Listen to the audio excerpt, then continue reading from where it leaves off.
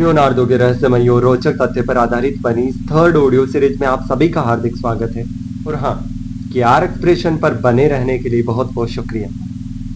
दोस्तों, अगर मैं तुमसे कहूं कि इतिहास में ऐसा इंसान हुआ है जिसे विज्ञान, कला, इंजीनियरिंग और शरीर रचना का अद्भुत ज्ञान, क्या तुम मानोगे? और अगर मैं कहूं कि उसने अपनी जानकारी छुपाने के लिए उल्टा लिखा, तो क्या तुम और भी चौंक जाओगे? आज हम बात करेंगे लियोनार्डो दा विंची के उन रहस्यों की जो उन्हें साधारण इंसान से कई ज्यादा खास बनाते। तो शुरू करते हैं।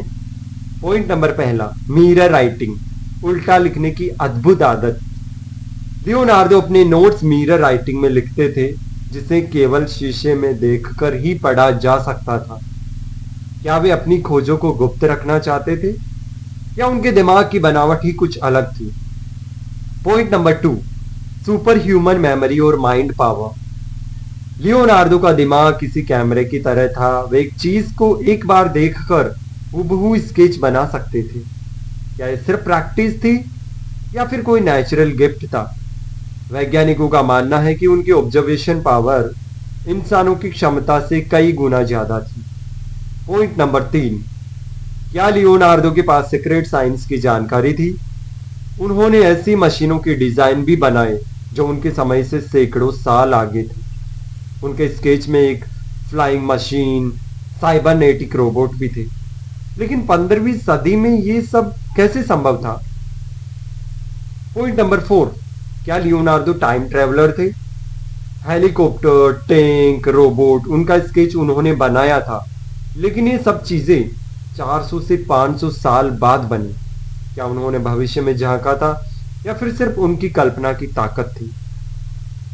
तो क्या लियोनार्डो दा विंची बस एक जीनियस थे, या फिर वे सच में समय के पार देखने वाले एक रहस्यमय यात्री थे? उनकी सोच सिर्फ कल्पना थी, या फिर उनके पास ऐसी जानकारी थी जो आम इंसानों की समझ से परे थी? सच क्या है ये कोई नहीं जानता, लेकिन एक बात तय है, लियोनार्डो दा विंची सिर्फ इतिहास का हिस्सा नहीं, बल्कि वे एक पहेली है जो आज भी दुनिया को चौंकाने के लिए जिंदा है।